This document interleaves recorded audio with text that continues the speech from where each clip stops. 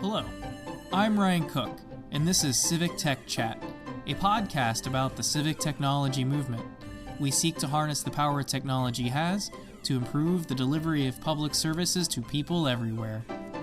Welcome to another episode of Civic Tech Chat. If you've enjoyed our content so far, I would urge and ask of you that you hop on over to the iTunes podcast store and give us a 5-star review. Doing so helps us reach a broader audience, and it helps encourage me to spend more of my time making these things. So if you want to hear more, definitely go and do that. Now, this week, I think we're in for a bit of a treat. We're joined by Kalen Gallagher, a individual that serves on a school board in San Jose and is also a candidate for the San Jose City Council. In addition to that, he has helped co-found the Code for San Jose chapter for Code for America there, as well as the New Leaders Council chapter for Silicon Valley. So let's go ahead and hop into the discussion we had and learn a little bit about what it's like to be a civic technologist candidate. Kalen, thank you so much for joining us on Civic Tech Chat this week and for taking the time out of your day to do so. Could you introduce yourself and tell us a bit about what you do? Yeah, thank you so much for having me. Yeah, just to start it off, my name is Kalen. I live in San Jose, California. I'm currently running for city council here, and we just made it through a big primary election in June, and we're moving on to November. Super quick about me, I grew up here in San Jose, ended up going to UC Davis for school, but when I came back, I became a teacher and started paying a little bit more attention to what was going on in our community and starting to see where, there's some room for improvement. And so that kind of led me to, a lot of different ventures, one of them being running for school board in 2012 and getting elected. Another one being starting the Code for San Jose chapter, which is our local brigade, with a few friends and running that for 3 years. So that's super quick about me. And excited to be here. Thank you again. Now, one of the things that is a theme for our episodes is the idea of starting with personal why. So to that end, can I ask you, what is your personal why? What drives you to get out of bed in the morning and do the work that you do? Yeah, that's a good question. I think, at the end of the day, I feel really lucky to have grown up here and have been able to kind of like make it through and have an opportunity to be a little bit mobile in my life. When I was a high school student, actually my senior year of high school, my friend called me and she was talking to me about college, and she was talking about, trying to figure out where I'd applied and things. And it was actually something I'd never even thought about. I had not applied to any of the colleges, and it was the night all the applications were due. And I was literally leaving my house, but she came over to my house and applied to college for me. And that's the only reason I went. And that, when I got to school, I started to see how abnormal that story was for a lot of people, or how common that story was for certain people, and started to think a little bit more about, how things are structured and how, a strong education system can really help out people's lives. And so that's, fast forward a few years, that's why I ended up becoming a teacher. And basically everything I have done since then has been to try to make things more fair and equitable for, I guess the people that our system isn't currently serving. Now, you mentioned there, of course, that part of your background is yourself being an educator and having that firsthand view of the education system. Could you talk to us a bit about that and how it reflects your general worldview? Yeah, I think so. I taught in an area of San Jose in a district that had historically really not served a wide segment of the population there. So a lot of my students came from backgrounds where they were considered low income by the state and were on free and reduced lunch, or were new to the country and learning English as a second language. And I think what was really unique and refreshing about the school environment I was in was there was a huge belief in these kids. I think a lot of times there's deficit mindsets that come with kids who are battling poverty or kids who are learning English as a second language. That really wasn't the case at my school. And, there was this true belief that, we could help these kids pursue whatever their passion was and try to take as many barriers out of the way as possible. And that's really, I've carried that with me, ever since I left the classroom. It's really expensive to live here on a teacher's salary. And so I ended up leaving the classroom after a couple of years, but it's, something that I think about a lot as a school board member as we try to restructure things here. And you also mentioned that you helped co-found Code for San Jose. What's the story there? How did that come to pass? Yeah, so I think I first got interested in Code for America after I got elected to the school board. So after I taught, I ended up working for a really early stage startup that was building a tool for teachers and for kids. And so it was kind of, in my day job, working in a tech company in Silicon Valley. And then at night, working as a school board member and kind of interacting with government. And you'd assume that, my assumption was that, our local school boards, our city government would be very innovative here in Silicon Valley. But that really wasn't the case. And it was working with a lot of people who that wasn't at the forefront of their minds of how you can, deliver services in a more effective way using tech. And so I started going up to San Francisco and going to Code for America events. And I was always kind of shocked that, one of the brigade tenant popped up in San Jose. So basically just started running some Facebook ads. We built a website, ran some Facebook ads throughout the city and said, hey, anyone interested in this should come out. We're going to meet up. We found some space for free. I basically paid for the pizza for the first couple months until we got some sponsors and took it from there. Well, that sounds like quite a story to getting that started. And it definitely seems to start with that engagement piece that we're probably going to talk about quite a bit as we go along here through the interview. Now, another thing that came up as far as organizations that you helped co-found is I noticed you also helped co-found a new Leaders Council chapter for Silicon Valley. Could you tell us a bit about the mission of that organization and how you got involved? Yeah, so it actually started through right when I moved back here. I was interested in being a fellow for New Leaders Council. And when I went to apply, I realized that there wasn't a chapter down in Silicon Valley. And so, their answer was like, hey, you could come up to San Francisco, but, that's 50 miles away.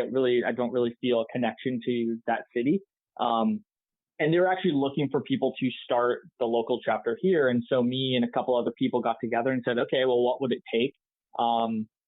And took it from there. But the mission really, to actually answer your question, the mission is to get young progressive people together. NLC is a nonpartisan organization, but everyone self-identifies as progressive. And get them together in a room and go through some leadership training, build some networks, and kind of see what happens. And so we had a lot of success in our first year, and then it kind of grew from there. So I was co-director for 5 years, and then ended up, serving on the advisory board, and new people took it, to the next level after that. So it was a really good way to get to know a lot of young civic-minded people pretty quickly. You mentioned that label of progressive. It sounds like it's a bit of an anchor for folks that are involving themselves in that group. What does that mean to you in your viewpoint? How does that apply to the way you go about leading? Yeah, I think it's a discussion that we actually have in the first weekend of our institute every year is what does that word mean? And I think, what we found is it means different things to different people. But I think at the core, there's an idea that, the current systems that we have, although they work really well for some people, they don't work really well for lots of other people. And there is a path forward. There are changes that could be made that would make things better for more people. And I think that resonates with, most of the members who end up applying and end up becoming fellows, the idea that they want to be a part of the change to make things better in the community. Now, before we hop into questions that are more about the campaign you're currently running, there is one that I've been reusing a lot lately throughout these episodes. And it's one that I asked a lot of folks at the CFA, Code for America Summit that happened just recently, close to your neck of the woods. And that's the question, what does civic tech mean to you? What's your answer to that question? Yeah, so to me, civic tech means that It's a tool that we can use to drive better results for government and drive it in cheaper, more efficient ways. I think there have been times throughout history where the government has been very innovative and has used technology to their advantage to carry out the mission of whatever local entity it is.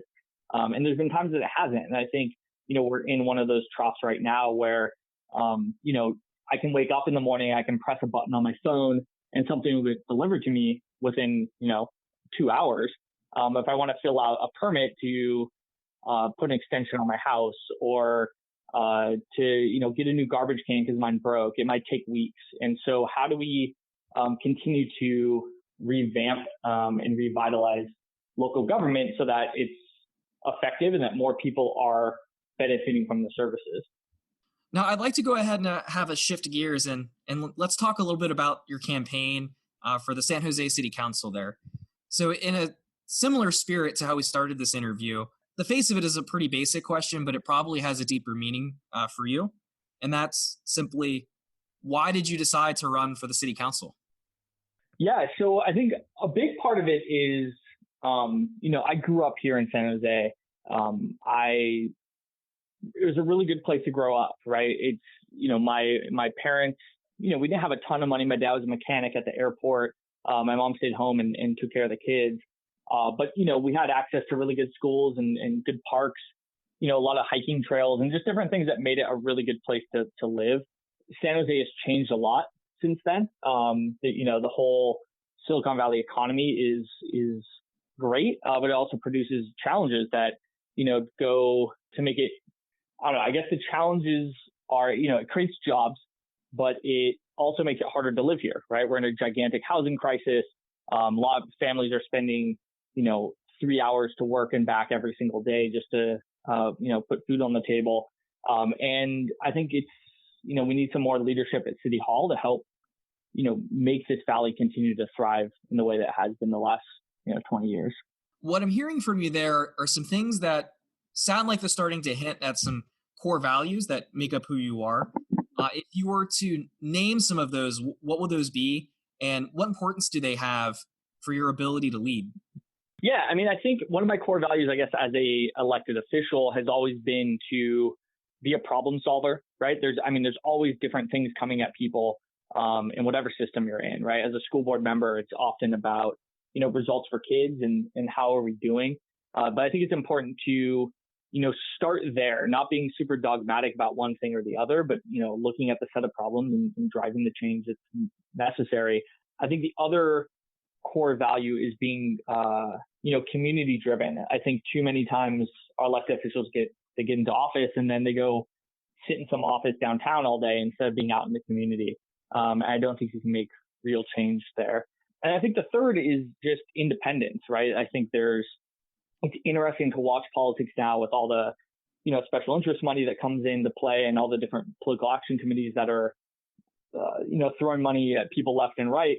But then can you be effective once you're in office if you're, taking $200,000 from someone before you get in there? So, that's been something that we decided early on, like we're, not going to take money from these groups, which is a big risk. But I think if we pull it off, then we have a lot more, our ability to actually make the change increases dramatically. You mentioned that being a little bit of a risk. Is this act by you something that would be akin to like a unilateral disarmament? Is there a lot of that sort of activity with these city races?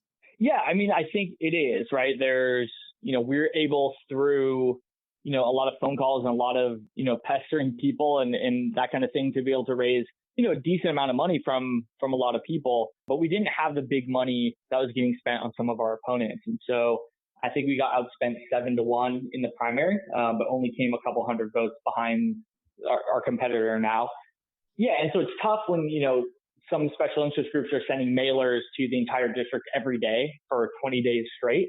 And you're relying really on door knocking and, sending a couple mailers and doing some online ads. So it's tough, but I still think it's the right move at the end of the day. Now, as you've mentioned, you're currently a school board member, and you have been since 2012. Is that correct? Yeah. In that time, what would you say that you and your board have accomplished that you would say you're the most proud of? Yeah, so when I ran initially, I ran against two incumbents because there was a lot of issues in our schools, and only around, I think it was like 42% of our kids could apply to a college because the district hadn't given them the right classes. When you looked at low income students and people from our Latinx community, it was much lower. In some schools, it was around 10%. And there wasn't really a lot of leadership in that area. And that's part of what sparked me to run and got us all the support that got, a 29-year-old kid in there, right?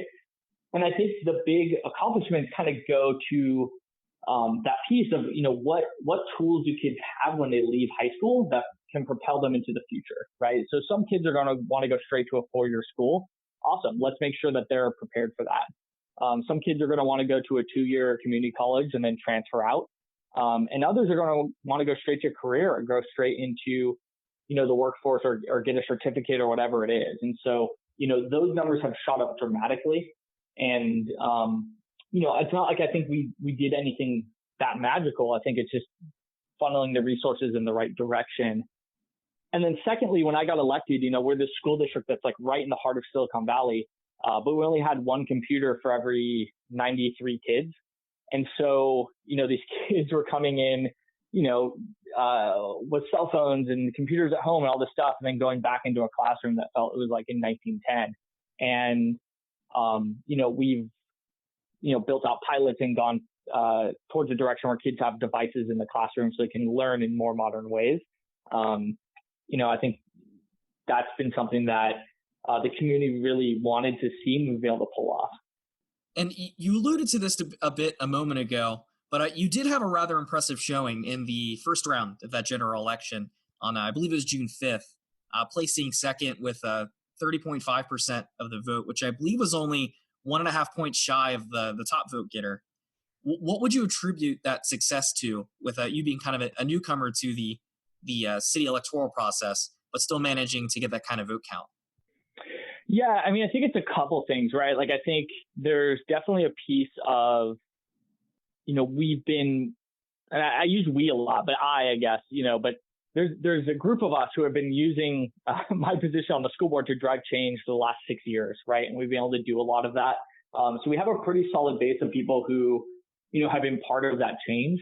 And then I think beyond that, it comes down to door knocking, right? We spent a lot of time going out there and knocking doors. I started knocking doors about a year ago now, and just having conversations with people. Because I think a lot of times when someone shows up at your door, they're selling you solar panels, they're selling you, pest control, they're selling you on stuff. And I think sometimes candidates fall into that trap as well of like, hey, I have this person for 30 seconds. I need to get their vote immediately.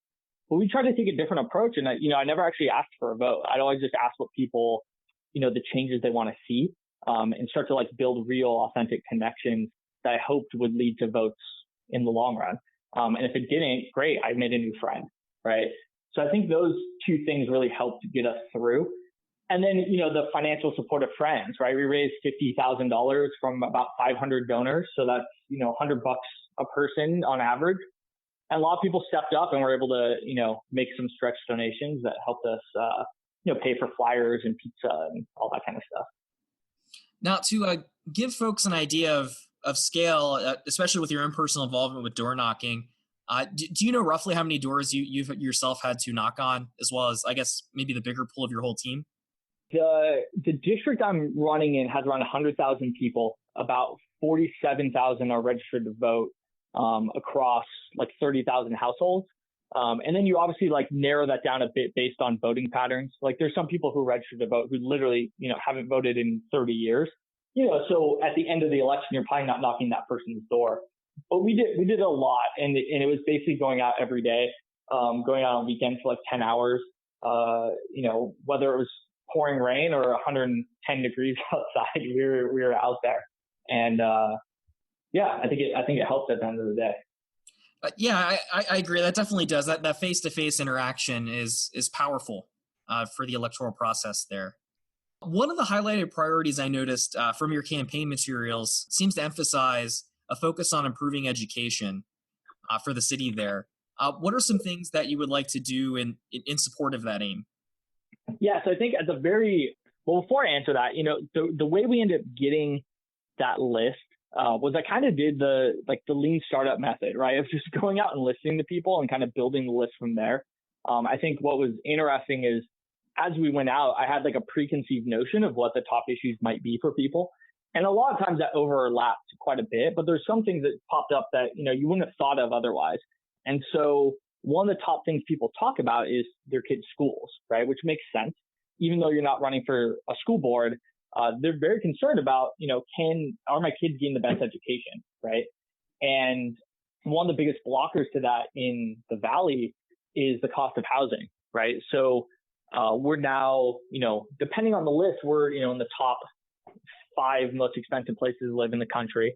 And our state is not really funding our education system in the proper way. And so a lot of teachers are struggling to live here. Basically, unless you have a spouse who's in tech, it's really hard to make ends meet. And so that's something that families want to see solved. And I think beyond that, it's, a lot of big cities across the country do more in the education space with summer programs and after school programs. And that's not really the reality on the ground here in San Jose. And I think people want to see us move in that direction. I think you're keen to bring up the housing situation, which I believe is also one of the things that's prominent in your campaign messaging. And it's certainly understandable that you would do that. And kind of taking a peek at the situation myself, I found that according to City Lab, between 2010 and 2015, Santa Clara County, where San Jose is located there, added about 171,000 jobs, but only 29,000 housing units. And while perhaps that's not quite as bad as some other municipalities like San Francisco, it still seems to show that there's a pretty stark need there. Do you have a sense of things the city might be able to do to try to alleviate that pressure? Yeah, so I think a piece of it is, we have to start thinking regionally, right? Because currently the way cities are funded in California, it makes a lot of sense for a city council to approve, a gigantic job center. It doesn't actually make a ton of sense for them to approve a giant housing center, right? It's the way cities are funded through tax revenue. The incentive is not there, right? And so starting with that, either you change that law or you get together as a region and say, hey, look, this is not working anymore. Kids who grow up here are 12 years old and already searching about where they're going to move when they grow up because they know it's just not an affordable place to be. And that's not the way you build a healthy community. So, I think what it starts with is it's pretty interesting. There's a lot of young people who are running for city councils up and down the peninsula between San Jose and San Francisco, who are running on having real conversations about this and actually trying to solve the core underlying issue. But yeah, I think it takes recognizing we're not in this alone, right? This is happening in gigantic metropolitan areas across, the world, really. And then 2, it's San Jose can't solve it by itself. San Francisco can't solve it by itself, and neither can Oakland, and neither can any of the small cities that, go between us. We really need to sit down and solve the core underlying issue. Is there an existing, framework or mechanism for cooperating in that manner? Or is that something that those leaders, perhaps including yourself, will have to build in order to start that work? There is to an extent, but the way it's currently structured, I don't think it's going to lead to the change, right? So it might be utilizing some of the existing networks that exist. It might be building something completely new. And I don't know if I can answer that yet, but I think it's looking at that problem set, trying to figure out okay, here's the avenues that we have. Is that good enough for now? If not, let's build something new. So we'll see. Now, the other thing, of course, that came up in our conversation there, of course, was jobs. Now, based on where San Jose is geographically, I would imagine that there's a considerable amount of competition between municipalities up the peninsula there, as you put it, for those high-tech jobs that you mentioned. Do you have any thoughts on how San Jose would act to position itself to compete in that environment? Yeah, so San Jose is really unique in that it's, we're the 10th biggest city in the country now, but we're the only big city that actually has more people in it at night than during the day, right? So most big metropolitan areas, people are going into it every day to work. and then they go back out to the suburbs to live, right? And so cities benefit from that because, you're buying lunch there, you're buying toys for your kids, like whatever it is, you're doing your shopping in that big city. San Jose has the opposite problem where a lot of people live in San Jose but work outside of San Jose. So our city budget, suffers as a result. Your initial question was, how do we compete, right? So, at the end of the day, I've been through the experience of what it's like to be, sitting around in some disgusting apartment and had just raised, over $1 million for a startup, right? And you're just kind of like three kids sitting around being like, okay, now what? And I think San Jose can do a better job of attracting people who are kind of in that stage, right? Looking at like who Y Combinator is funding. How do we make sure that we are getting in front of those people early so they locate in our city, in our metropolitan downtown, as opposed to going to Palo Alto or San Francisco or Oakland, where it's a lot more expensive to, get office space. Those companies can turn into medium-sized, big-sized companies, and then we have less, people commuting north every day. So I think there's a lot of opportunity that we have. It's just tapping into it in a way that we haven't really done yet. Related to that, well, I guess in the same vein, if you were to pitch, say, one of those companies, say you had the opportunity, you're standing in front of them right now, what would you say about San Jose as far as like reasons they should locate themselves there versus those other places like Palo Alto that you mentioned? Yeah, so I think that pitch starts with first even getting in front of them in the first place, and I think that's a piece that we're missing right now. But I think once we're there, it's talking about we have amazing people who live here. Lots of the engineers in the valley live down here, and a lot of people who are not technical, who are still part of the startup and tech ecosystem, live in San Jose. You get happier employees because they're not commuting north for an hour and a half each way every single day. And I think if you're looking for a place that has people who are coming to it from all over the world to be a part of this innovation economy, San Jose is the place to be. It's also a bit more cheap than it is to get office space in San Francisco and Palo Alto and Oakland. So you can kind of get more bang for your buck when that money really, really matters in, your angel round or your Series A. Another theme that comes up a lot in this program is this idea of striving for inclusion, whether it's in the project finding process, the development of those projects, or in policymaking or the kind of civic engagement side of it. And that's something that I sense that your campaign seems to acknowledge as well. In your view, how can local governments like yours attain a high level of community input? Yeah, so I think it starts with, making sure that you are hiring people and training people in a way that makes them ask that question to themselves over and over and over again, right? Of who's not in this room and how can we get their input?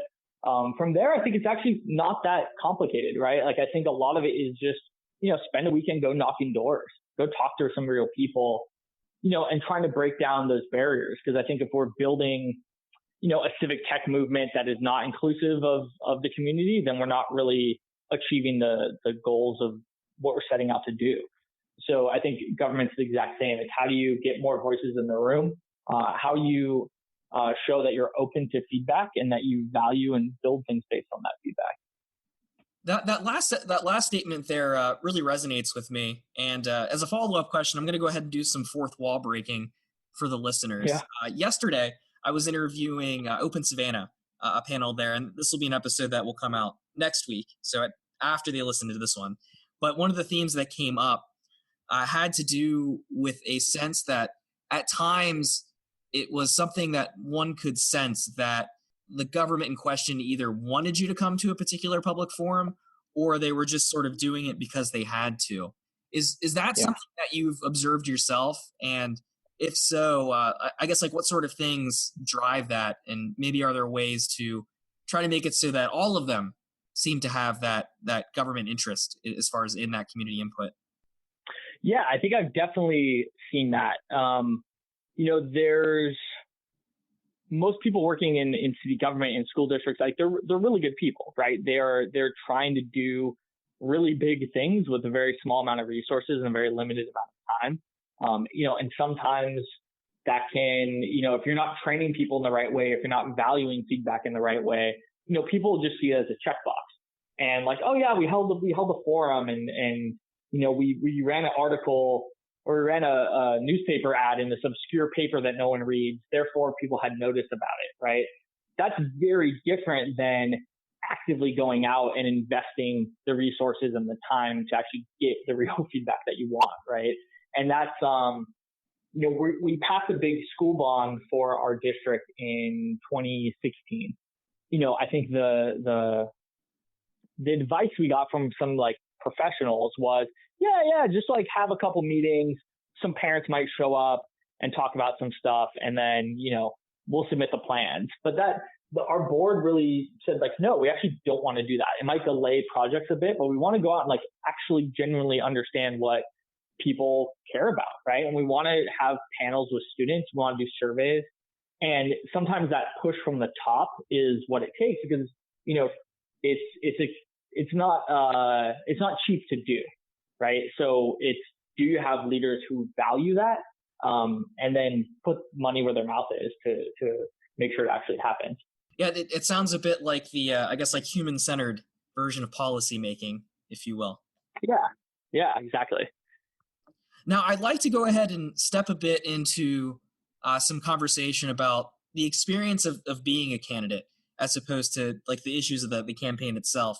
Now, and the first question with that it comes from a sense I think we might have a little bit of kindred spirit in this shared experience of what it's like to see yourself, say, in like a negative ad. Is that something that you've had to experience yourself, and what is that like?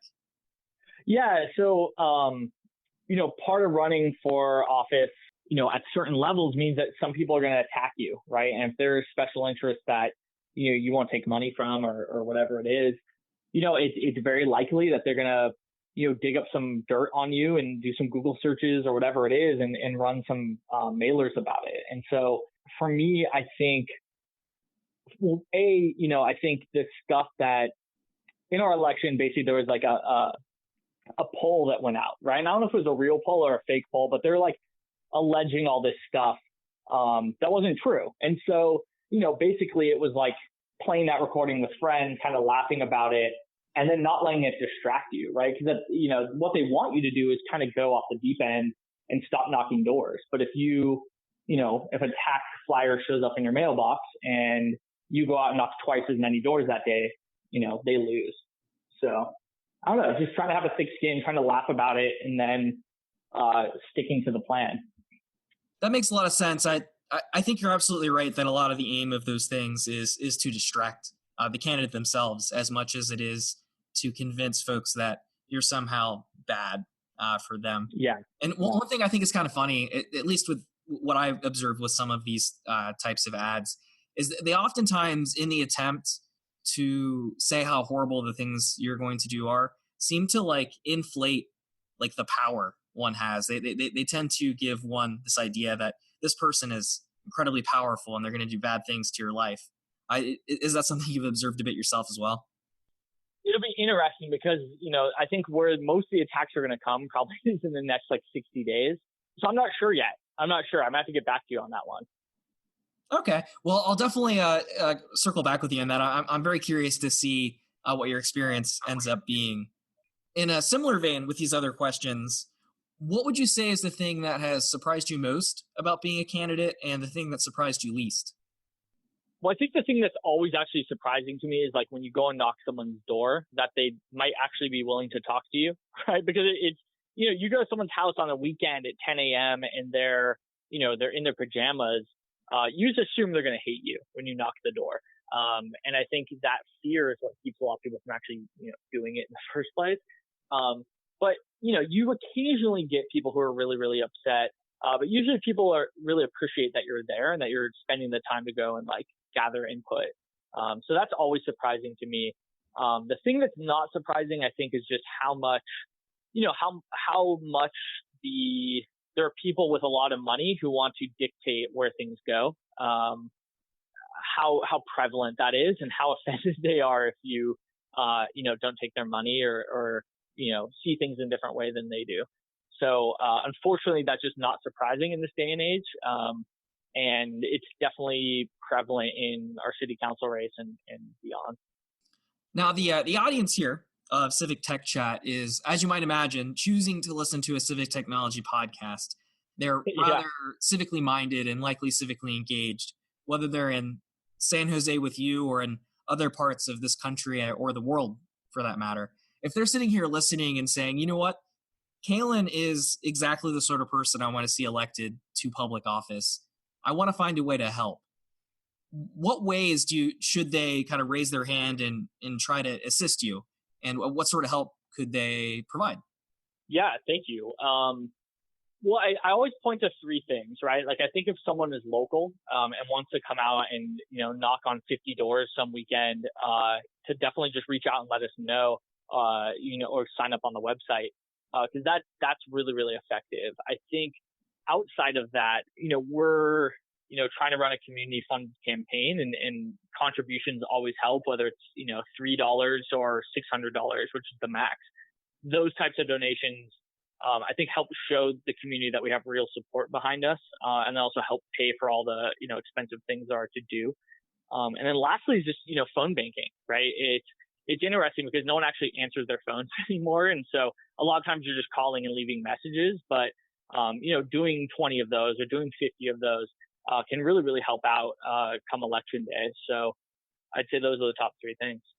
Great. I'm sure there's going to be folks out there that are going to be interested in helping out that way. I know I myself am as well. I think it's really cool that a civic technologist like yourself is stepping up to run for office. Now, as we start to draw to a close here, one of the things we do on Civic Tech Chat is give the guests the chance to leave the last word. So what sort of concluding thoughts would you like to leave our audience with? So yeah, for the final word, I think what's interesting about our race so far is, we went out there and tried to identify what the top issues were first and get really grounded on what the community really wants to see. And then try to couple that with, my personal vision of where this valley needs to go, and come up with a platform. And if you look at it, actually Civic Tech doesn't show up a ton on some of the materials that we send out. Where it does show up is when we talk about policy, right? So when we're at debates, when we're going more in depth with people, it's talking about how we can use Civic Tech to actually deliver these changes. And that has been, it's worked really well, because I think, initially I was like, I'll talk about Civic Tech all the time. It'll be the top of the list on things. But I'm not sure that message works that way, right? Like, I don't know if you can run on like, hey, I'm the Civic Tech guy, I'm going to do Civic Tech. I think it's more of like, hey, I've identified these issues, and this is one prong of the approach we can use to actually drive the change. And did you know in this city, they've done this, and here they've done that, and our local brigade, we did this. That message seems to work really, really well with people. And so it's one that we are sticking with, and hopefully once we get in, can, kind of rock the boat a little and do some of the work. Thank you for those thoughts, Kalen, and thank you so much for taking the time to be on our program. I know that this is the sort of topic that folks in our audience are apt to get excited about. And if you're up to it, I'd love to check back in with you again, maybe as we draw a little closer to election day and kind of see how things are going. Yeah, for sure. And then the absolute last thing I'd say is, run for office, because I think, it's really all you do is you fill out a few forms, you get your name on a ballot. And then the rest is kind of up to you. And I think if you go out and talk to people and, really genuinely listen to what they care about, and have intelligent answers of how you can actually try to solve some of the issues, there's no reason why, you can't get elected. If you don't get elected the first time, it'll happen the second time. And we need good people from the civic tech community taking those positions of power so we can start reforming things from within as well. So, yeah, I just want to say thank you for the opportunity to come here, and would love to check back in at some point soon. Sounds great. Thank you again. You can follow us on Twitter using the handle @CivicTechChat. Visit us on the web at civictech.chat, or subscribe to us for content updates wherever it is you download your podcasts.